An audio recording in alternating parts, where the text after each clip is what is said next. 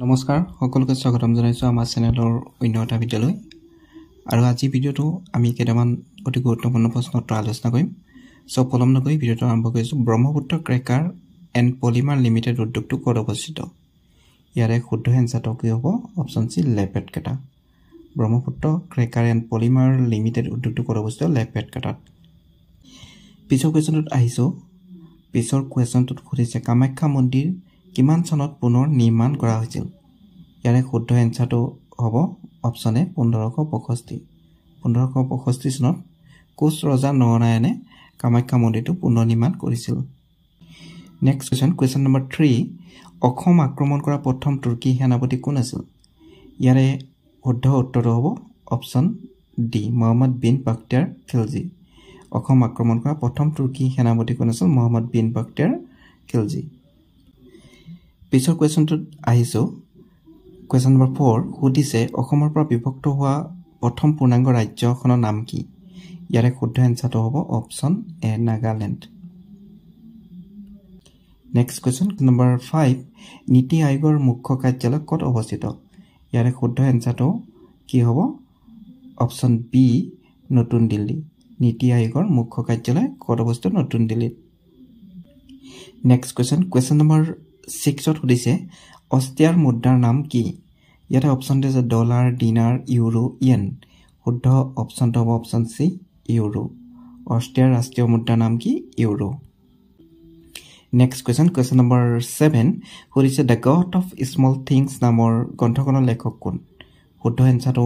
হ'ব অপচন এ অৰুন্ধতী ৰয় next question number 8 সুধিছে আৰ্য সমাজৰ প্ৰতিষ্ঠাতা কোন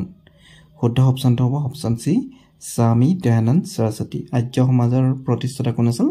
স্বামী Dayananda Saraswati next question number 9 অতিথি আঁচনিৰ তলৰ কোনটো ক্ষেত্ৰৰ সৈতে জড়িত ইয়াৰে শুদ্ধ এনসাৰটো হ'ব অপচন সি প্ৰতিৰক্ষা খণ্ড নেক্সট কোৱেশ্যন নম্বৰ 10 বদন বৰফুকনক তলৰ কোনজনে হত্যা কৰিছিল অপচন আছে ৰাঘৱ ৰূপসিং সুবেদাৰ মাধৱ জুমলি ফটাই দেখা ইয়াৰে শুদ্ধ এনসাৰটো হ'ব option B Rupsingh Subedar next question number 11 বিশ্ব কেন্সাৰ দিৱস কোন তাৰিখে পালন কৰা হয় ইয়াৰে শুদ্ধ এনসাৰটো হ'ব অপচন বি 4 ফেব্ৰুৱাৰী 4 ফেব্ৰুৱাৰী তাৰিখে কি কৰা হয় বিশ্ব কেন্সাৰ দিৱস পালন কৰা হয় নেক্সট কোৱেশ্যন নম্বৰ 12 ৰাজ্যসভাৰ সদস্যসকলৰ কাৰ্যকাল কিমান বছৰ ইয়াৰে শুদ্ধ এনসাৰটো হ'ব অপচন সি 6 বছৰ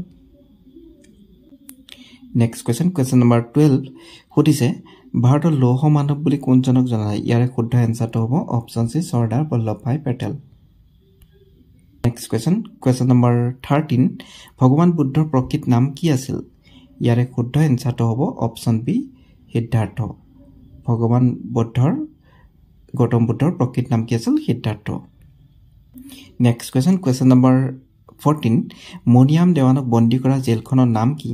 অপচন আছে Guwahati jail Tezpur jail Alipur jail Nalbari jail ইয়াৰে শুদ্ধ এনসাৰটো হ'ব option C Alipur jail next question number 15 Shunga ৰাজবংশৰ প্ৰতিষ্ঠাপক কোন শুদ্ধ অপচনটো হ'ব অপচন সি পুষ্যামিত্ৰ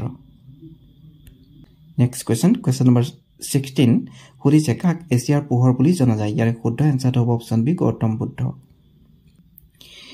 পিছৰ কুৱেশ্যনটো সুধিছে কুৱেশ্যন নম্বৰ 17 কপাহ খেতিৰ বাবে কোনবিধ মাটি বেছিকৈ পৰিচিত ইয়াৰে শুদ্ধ এনসাৰটো হ'ব অপচন বি কলা মাটি নেক্সট কুৱেশ্যন নম্বৰ 18 প্ৰতিৰক্ষা গৱেষণাগাৰ অসমৰ ক'ত অৱস্থিত ইয়াৰে শুদ্ধ এনসাৰটো হ'ব option B Tezpur next question number 19 Mahatma গান্ধীয়ে দক্ষিণ আফ্ৰিকাত প্ৰচাৰ কৰা বাতৰি কাকতখনৰ নাম কি ইয়াৰে শুদ্ধ এনসাৰটো হ'ব option C Indian opinion next question number 20 Bangladesh কেতিয়া স্বাধীন হয় ইয়াৰে শুদ্ধ এনসাৰটো হ'ব অপচন বি 1971 চনত বাংলাদেশ স্বাধীন হৈছিল next question number 21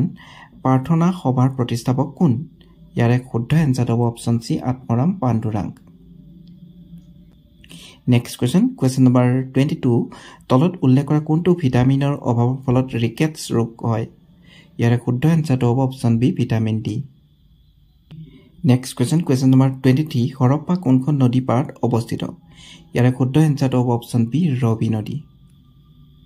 next question question number 24 Guwahati চাহ নিলাম কেন্দ্ৰটোৰ প্ৰতিষ্ঠাপক কোন ইয়াৰে শুদ্ধ এনসাৰটো হ'ব option A Dharmananda Das next question question number 25 Rajatarangini পুথিখন কোনে লিখিছিল ইয়াৰে শুদ্ধ এনসাৰটো হ'ব option C Kalhana next question number 26 সুধিছে কোন চনত নাগালেণ্ড অসমৰ পৰা বিভক্ত হৈছিল ইয়াৰে শুদ্ধ এনসাৰটো হ'ব অপচন বি 1963 1963 চনত নাগালেণ্ড অসমৰ পৰা বিভক্ত হৈছিল নেক্সট কুৱেশ্যন নম্বৰ 27 অশ্বমেধ যজ্ঞ সম্পাদন কৰা প্ৰথম বৰ্মন ৰজাজন কোন ইয়াৰে শুদ্ধ এনসাৰটো হ'ব option A Mahendra Barman next question number 28 পানীৰ সৰ্বাধিক ঘনত্ব ইয়াৰে শুদ্ধ এনসাৰটো হ'ব option B 4 degree Celsius next question number 29 Mudrarakshasa কোনে ৰচনা কৰিছিল ইয়াৰে শুদ্ধ এনসাৰটো হ'ব option A Vishakha Datta next question number 30 ভাৰতত পোনপ্ৰথম ছপাশাল ক'ত স্থাপন কৰাইছিল ইয়াৰে শুদ্ধ এনসাৰটো হ'ব অপচন এ গোৱাত নেক্সট কুৱেশ্যন নম্বৰ 31 প্ৰথম অসমীয়া আলোচনী অৰুণোদয় কিমান চনত প্ৰকাশিত হৈছিল ইয়াৰে শুদ্ধ এনসাৰটো হ'ব অপচন বি 1846 1846 চনত প্ৰথম অসমীয়া আলোচনী অৰুণোদয় প্ৰকাশিত হৈছিল নেক্সট কুৱেশ্যন নম্বৰ 32 সুধিছে সূৰ্যৰ ৰশ্মিৰ পৰা পোৱা ভিটামিন বিৰ নাম কি শুদ্ধ এনসাৰটো হ'ব option D vitamin D next question number 33 Vivekananda rock memorial ক'ত অৱস্থিত ইয়াৰে শুদ্ধ এনসাৰটো হ'ব option B Tamil Nadu next question number 34 ভাৰতবৰ্ষৰ কোনখন ৰাজ্যত শিক্ষিত হাৰ আটাইতকৈ কম ইয়াৰে শুদ্ধ এনসাৰটো হ'ব option C Bihar next question number 35 ব্ৰিটিছসকলে অসমত স্থাপন কৰা প্ৰথম চাহ উদ্যোগটোৰ নাম কি ইয়াৰে শুদ্ধ এনসাৰটো হ'ব অপচন ডি চাবুৱা চাহ প্ৰতিষ্ঠান নেক্সট কুৱেশ্যন নম্বৰ 36 সুধিছে চিৰোহী ৰাষ্ট্ৰীয় উদ্যান কোনখন ৰাজ্যত অৱস্থিত ইয়াৰে শুদ্ধ এনসাৰটো হ'ব option B Manipur next question number 37 সুধিছে অসমৰ ক'ত ৰাষ্ট্ৰীয় প্ৰযুক্তি প্ৰতিষ্ঠান অৱস্থিত ইয়াৰে শুদ্ধ এনসাৰটো হ'ব option B Silchar next question number 38 বিখ্যাত দাণ্ডী যাত্ৰাত ভাগ লোৱা অসমৰ ব্যক্তিগৰাকী কোন ইয়াৰে শুদ্ধ এনসাৰটো হ'ব option D Liladhar Barua next question number 39 Kanha ৰাষ্ট্ৰীয় উদ্যান ভাৰতৰ ক'ত অৱস্থিত ইয়াৰে শুদ্ধ এনসাৰটো হ'ব option D Madhya Pradesh next question number 40 আজিৰ শেষৰ কুৱেশ্যনটোত সুধিছে কোনখন দেশত উৎসৱৰ ভূমি বুলি জনা যায় ইয়াৰে অপচন ডি আছে নেপাল ভাৰত ভূটান ম্যানমাৰ